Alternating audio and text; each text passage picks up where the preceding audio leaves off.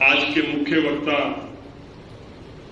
माननीय सुरेश जी, जो हमारे क्षेत्रीय सेवा प्रमुख हैं, उनका मार्गदर्शन हम सबने लिया।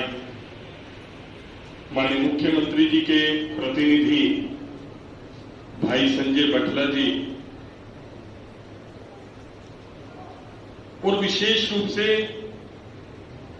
लोकतंत्र सेनानी, जिन्होंने इमरजेंसी के टाइम कष्ट सहे लेकिन अपनी आन नहीं छोड़ी, अपने विचार नहीं छोड़े, अपने सिद्धांत नहीं छोड़े, ऐसी पूरी टीम यहां पर उपस्थित है।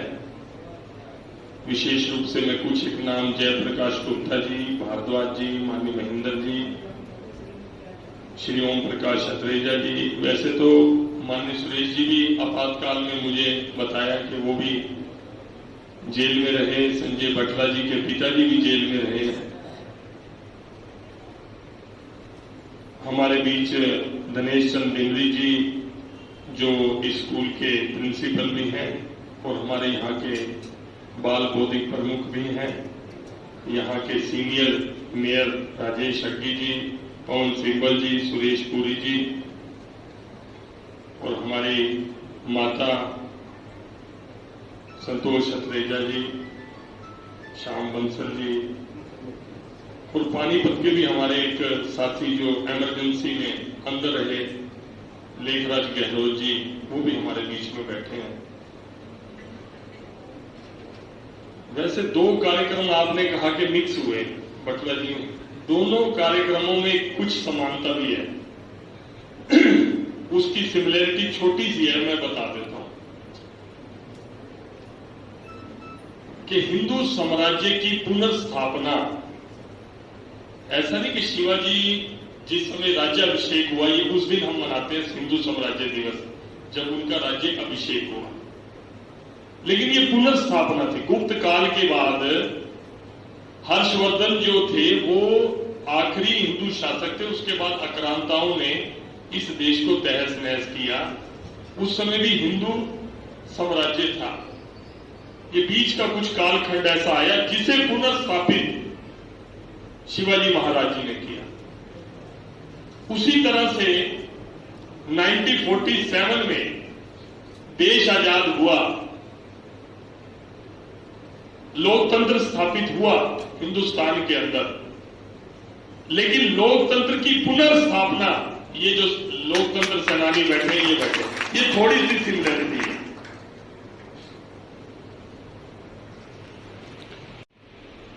आपने कष्ट सहे हैं, आपको तो बताने की भी जरूरत नहीं, आप तो लिख सकते हैं, आप तो इतने लेख लिख सकते हैं, आप सोच भी नहीं सकते।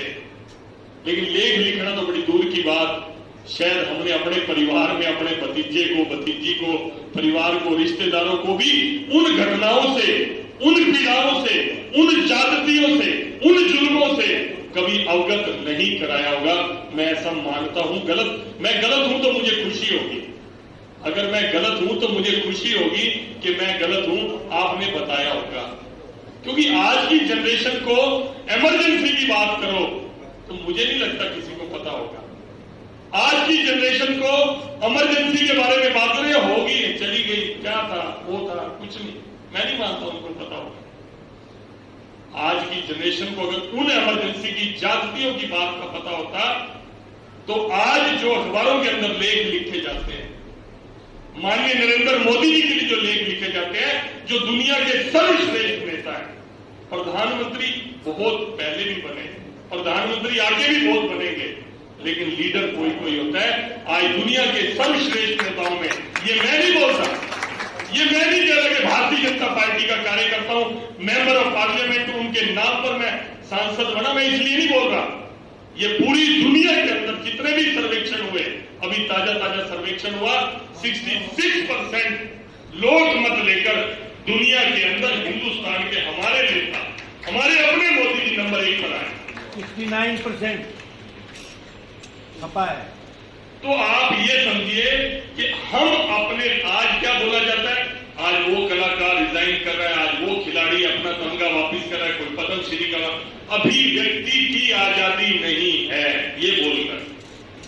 पहले तो मुझे ही समझ नहीं आया अभिव्यक्ति की आजादी क्या कहना चाहते हैं ये। भाई हमें बोलने का अधिकार नहीं है। अरे बोलने के अधिकार की आप बात करते हो, नरेंद्र मोदी जी के केंद्र के अंदर प्रधानमंत्री होते हुए आज की कोई राजनीतिक परिस्थितियां, आज के विषय, आज जो समाज के अंदर बात चल रही है उससे कोई छुपा हुआ नहीं, आप सब लोग जानते हैं। मैं ऐसा नहीं कि मैं नहीं बता सकता।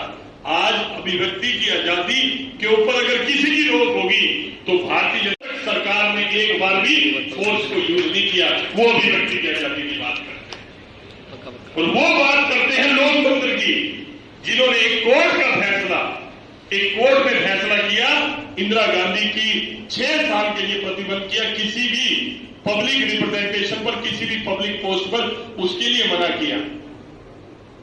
तो लोकतंत्र के अपने आप को आगू कहने वाले, अपने आप को स्वतंत्रता सेनानी कहने वाले उन लोगों ने इमरजेंसी लगाई। इमरजेंसी केवल और केवल राजनीतिक दलों पर नहीं, पत्रकारों पर लगा दी। केवल और केवल पत्रकारों पर नहीं, अखबार के जो मीडिया जहां छपता था वहां पर अपने व्यक्ति बिठा दिए कि सेंसरशिप लगा दी कि हम खबर बोलेंगे। तो लगा ये कहीं ना कहीं आरएसएस के लोगों को, भारतीय जनसंघ के लोगों को सपोर्ट करते हैं। केवल इसी शक के, किसी अंदेशे के आधार पर उनको भी जेल के अंदर डाल दिया। आज काफी बड़ा ज्ञापन आप लोगों ने दिया है। आप लोगों के सामने मैं लोकतंत्र की हुई जातियों की बात करूंगा तो मेरे से आप ज्यादा जानते हैं, क्योंकि आपने भुगता हुआ है और मैंने तो केवल सुना हुआ है। आज अगर नई जनरेशन यहां पर बैठी होती जिनको ये जानकारी नहीं थी तो कार्यक्रम ये ज्यादा फ्रूटफुल भी होता। हालांकि हमने पूरे के पूरे प्रांत के अंदर 22 जिलों के अंदर ये कार्यक्रम रखे। करनाल का भी कार्यक्रम हमने इस कार्यक्रम की वजह से लेट किया। वो 1 बजे का कार्यक्रम है, उसके बाद पानीपत का कार्यक्रम है, मैंने उसके अंदर जाना है। 22 के 22 जिलों के अंदर कार्यक्रम है। उसमें जो हमारी नई पीढ़ी, जो भारतीय जनता पार्टी के कार्यकर्ता है, विशेष रूप से उनको बुलाया गया। जो आज एक चुनाव में काम किया, भाई साहब मैं 10 साल से बीजेपी का हूं, मेरा तो कुछ नहीं हुआ जी। मैं तो लग रहा हूं जी 5 साल से, मैं तो झंडा खा रहा हूं जी, मैं तो नारे लगा रहा हूं जी, मेरा तो कुछ नहीं हुआ। उनको हम बताना चाहते थे, आप जैसे लोगों के, महानुभावों के संतुलन सुना के कि ये लोग जेलों में रहे, इनको बाहर आने की भी उम्मीद नहीं थी, इनके परिवार को भी बाहर आने की उम्मीद नहीं। इन्होंने अपना जीवन, एक सिर्फ मन में यह था कि हमारा देश आजाद हुआ है, दोबारा गुलाम ना हो जाए, दोबारा तानाशाही इस देश के अंदर ना आ जाए, इसलिए इन्होंने कुर्बानी दी और इन्होंने कभी संसद से आज तक कुछ नहीं मांगा। इसलिए जब आप ज्ञापन दे रहे थे मेरे मन में एक बात और भी आ रही थी, मेरी भी सारी बीमारी है, मैं बोलने से रुकता है और वो कोर्ट जो है मिस कोर्ट हो जाती है। जिनका एग्जाम्पल मैं देखते हैं, हम देखिए आज 22 के 22 जिलों में कार्यक्रम करेंगे। उन बच्चों को, उन युवा साथियों को हम ये समझाना चाहते हैं, इन्होंने कोई अपेक्षा नहीं करी संगठन से, कभी कोई सोच मांग नहीं रखी, लेकिन आज ये मैं वहां जाके बोलना था, उससे पहले ही आपने ज्ञापन दे दिया और ज्ञापन में 10,000 की बजाय 25,000 का उदाहरण दे दिया कि मध्य प्रदेश में 25 मिनट है, वहां 24 मिनट है, वहां 20 मिनट है। ये एग्जाम्पल देना भी मुश्किल हो जाएगा, क्योंकि दिल से बात निकलती है, वहां निकलेगी नहीं। तो मेरी एक रिक्वेस्ट है, हम जिस विचार परिवार संगठन के हैं, मैंने तो आज तक यही सीखा है कि आपको कहने की जरूरत पड़ती है क्या? आप राजनीतिक क्षेत्र में हो, किसी विचार परिवार में हो, अपने संगठन के प्रमुख लोगों को अपने मन की बात, अपनी मांग कोई रखनी पड़ती है क्या? मांग पत्र कुछ कहना पड़ता है क्या? कह के लेना पड़े तो फायदा भी कुछ नहीं है। मेरी एक रिक्वेस्ट है, मैं तो समझ लो इसको वो कर दूंगा, लेकिन आपने कहीं भी ये बात नहीं रखनी। लेकिन मैं आपको विश्वास देता हूं, आपके बिना लिखे हुए बात को भी इस बात पे विचार जरूर किया जाएगा, 100% किया जाएगा, बिना लिखे हुए। लिखो नहीं, लिखने का मामला थोड़ा मुझे तो कम से कम अच्छा नहीं लगा। माफी चाहता हूं, मेरे पिता तुल्य आप बैठे हो, आप कहोगे भी ये कल का बच्चा हमारे को समझाने के लिए आ गया, आप मुझे थोड़ा सा ही माफी चाहता हूं, मैं माफी मांगते हुए ये बात कह रहा हूं।